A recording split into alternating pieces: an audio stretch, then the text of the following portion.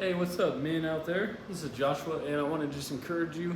I was doing some morning reading of the smartest book ever written, which is the Holy Bible.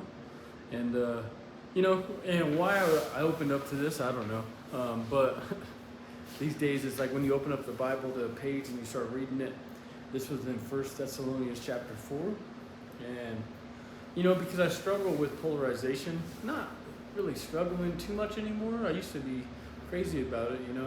Now it's like the battle is it's almost like you're attacked for living a small life now. You're attacked, you're never doing enough because everybody's revolving around this money is everything thing. So the people who are happy with nothing and barely getting by, they're almost like they're not fitting in society, right? Because they're not running around with like their heads cut off or something.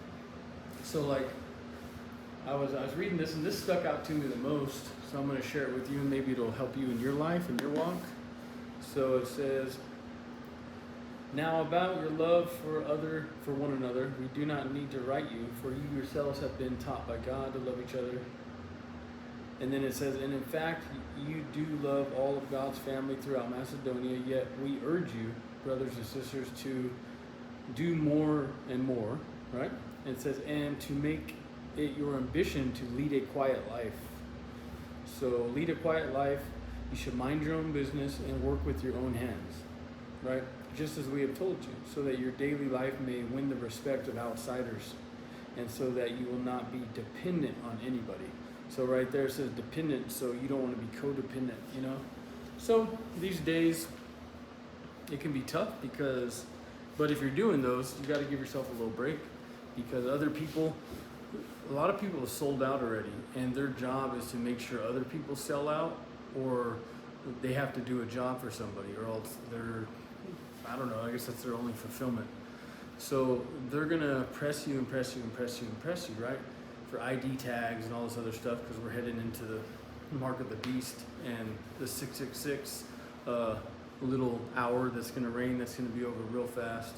So like, I want to help you today if you're suffering from depression. So we're going to talk about what depression is and social anxiety. So like, for example, I'm in my apartment, right? So this is my apartment. And when would depression sink in? Depression sinks in the most when you're by yourself, alone, and you're just in your own head, right? So like I'm sitting in this chair, right? So what would depression look like?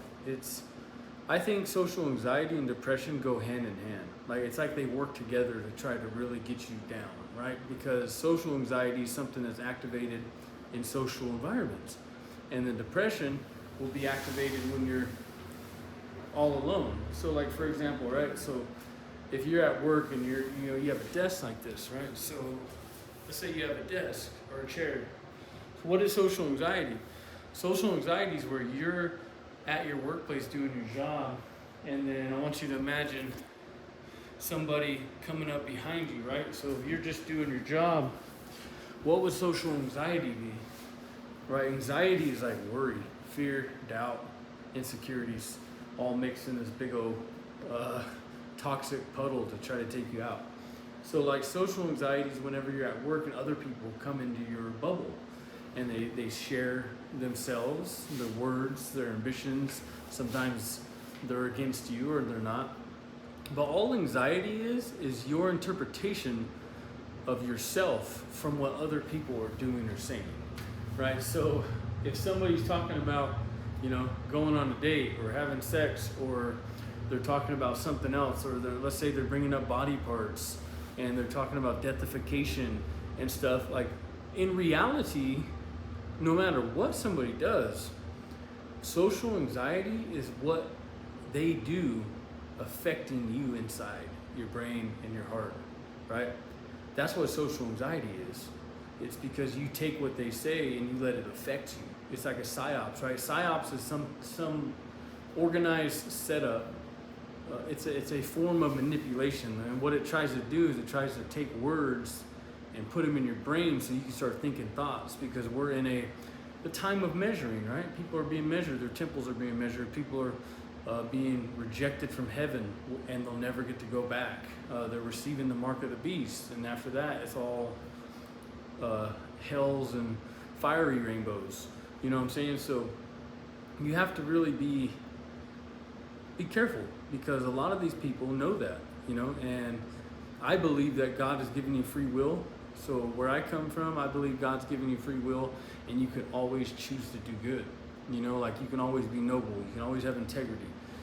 So you can always aim to do that. And so when you're dealing with social anxiety, the first thing you have to do is realize it's not really them that's the problem. It's your own view of yourself that's the problem. So like, if you can fix yourself and how you think about yourself, right? So if somebody comes in with the word and they say something and it affects you, you have to start going, why did it affect me? How did it affect me? And what can I do about it so it doesn't affect me in the future? Well, you can get stronger. You can face the mirror when you go home. You can practice that. Like I started doing that and I saw massive results from facing the mirror. That's always a good thing. You can start talking about things at work. You can get creative with how to combat against social anxiety, because most people, when they get anxiety, they shut down. What happens when you shut down? You'll have 4 people around you. You'll be in a meeting, a tailgate meeting, and one thing will come in and trigger you. And then what happens? You shut down psychologically, mentally, and emotionally. And you go into this zone where you're just like there, but you're not there. And that's a really scary place to be. I've been there. My legs have been shaking. You know, I've been taking a P-test for work with anxiety attacks because of trauma, PTSD. Now, do those things affect me still? Of course. But on a large scale, of course not. Because I face the mirror, I keep growing and growing and growing and growing. And you can too. It just takes a lot of dedication and hard work on yourself, because at the end of the day, this video I'm saying, it can't fix you. Nothing I say, Jordan Peterson, any smart preacher, nothing of that can fix you, right? It's something you have to receive. Everything is about receiving and giving. You receive it and you give it. Like right now, I'm giving you a message, right? That's all. Like I'm taking words, I'm taking values, I'm taking principles, I'm taking morals, I'm taking testimonies of my life, precepts, ordinances, judgments, mercies that I learned from the Bible, and my 35 years of living as a human being, and I'm giving you something. See? But see, I can give this to you. He can give this to you. She can give this to you. But if you don't receive it, you know, it does nothing. It's application, right? Application. You know, like when you go to school, we're taught, they hand out the homework, right? They hand out the worksheet. And what happens? You take a pen and you application. You put that textbook knowledge to the paper. And so you're receiving and then you're giving, right? So, and I know a lot of haters are going crazy right now because I'm talking about a pen and a paper and signing. And that's funny.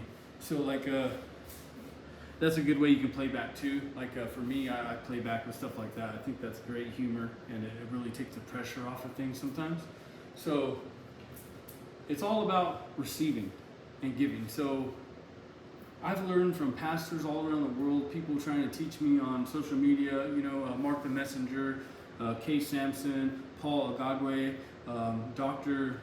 BTGM, so many people, right? But they're giving me giving and giving and giving and giving. And it's if you receive it, if you apply it, that's when you see growth. That's when you see transformation. That's when you see something change, right?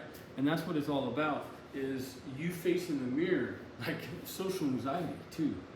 You have to face it. You can't run from it. I wish you can just take a pill, like a, what do they call it?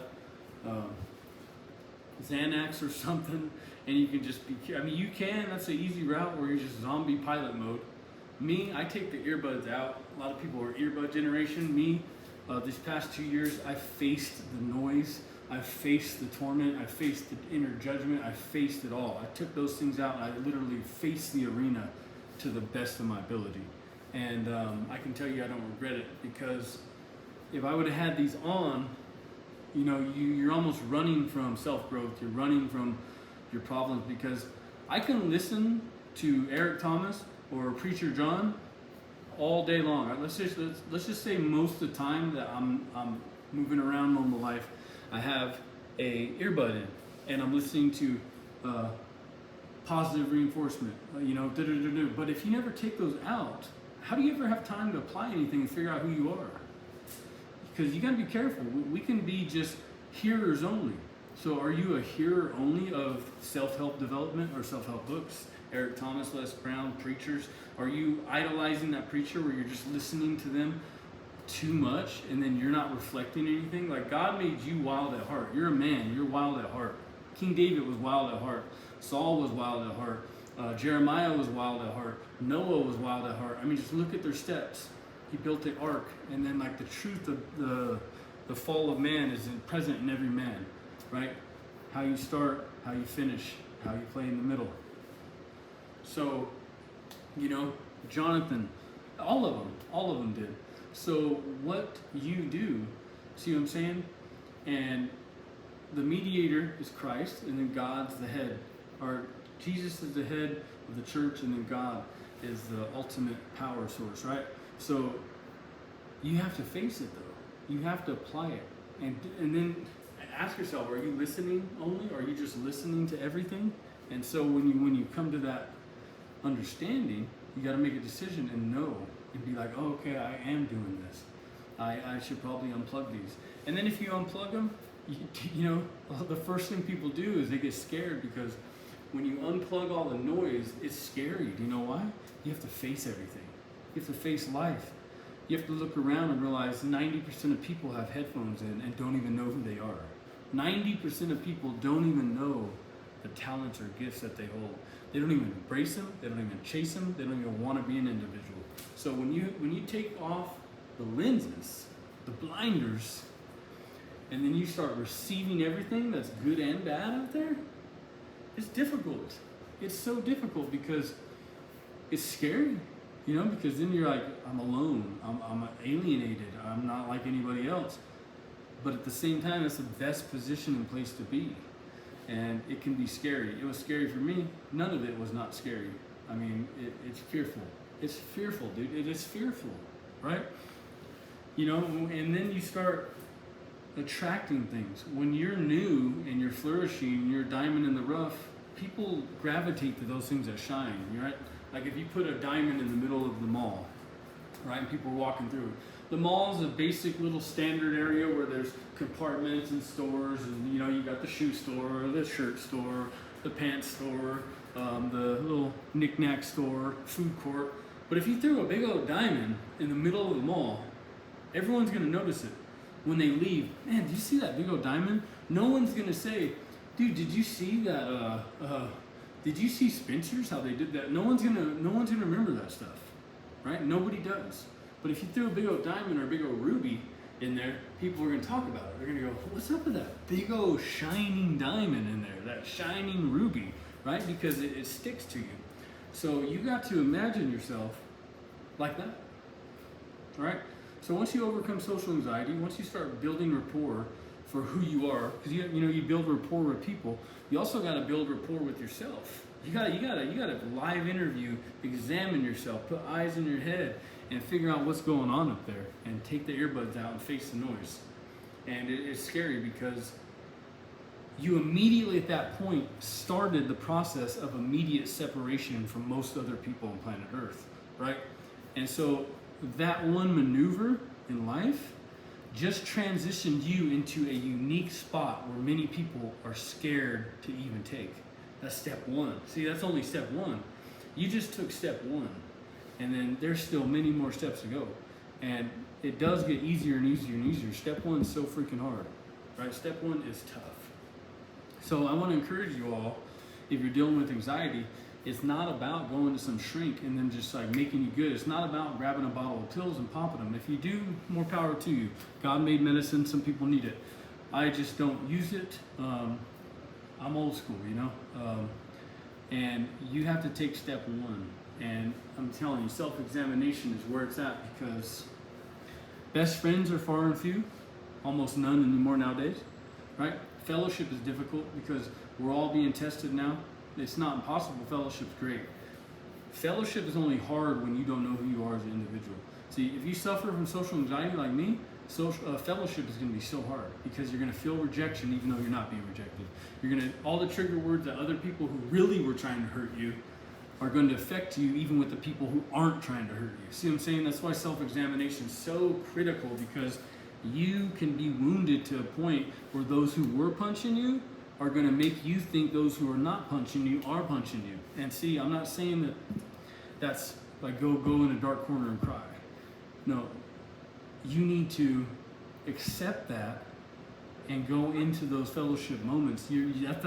That's the whole end goal, right? Is to grow from that wound and roll into new fellowship. You have to learn how to let people who don't want to hurt you love you. And the only way to do that is to go into it thinking that they're hurting you, because that's the step. That's step 3. Step 1 is examination.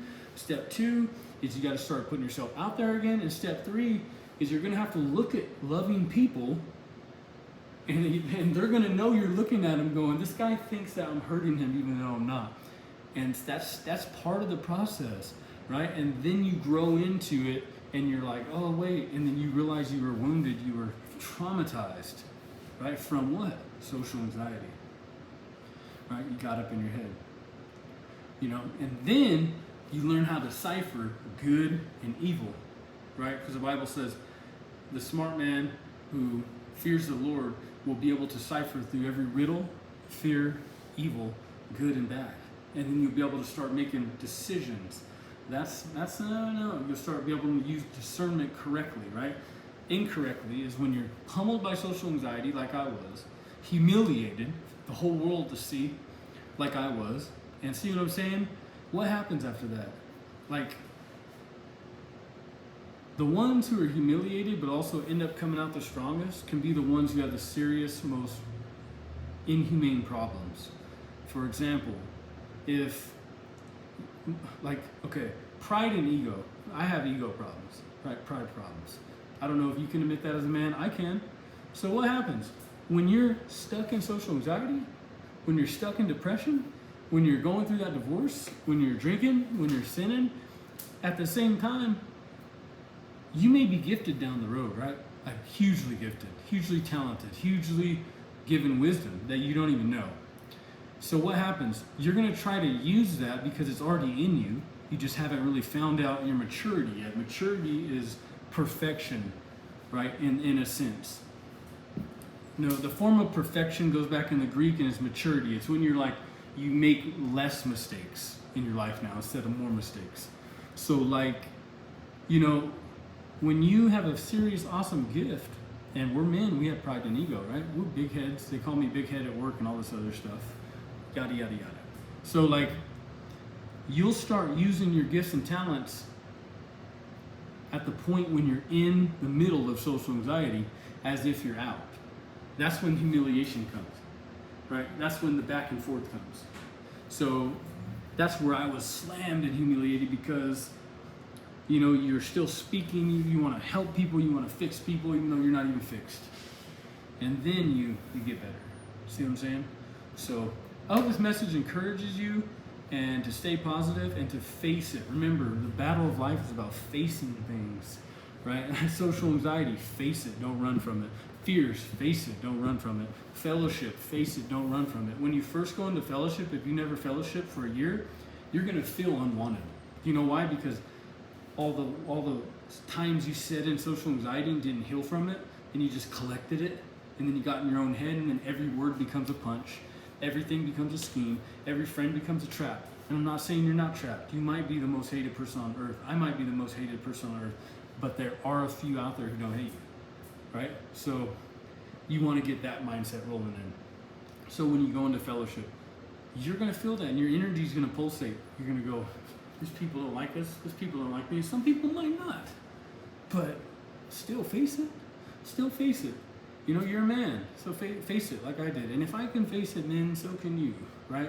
I mean, I've been belittled on a massive, large scale by mothers, brothers, fathers, sisters, aunts, uncles, my whole family. I mean, sold out. I mean, if I can do it, you can do it. It just takes facing it. You gotta face it, okay? Face it, and face it. And you will eventually keep going and keep growing.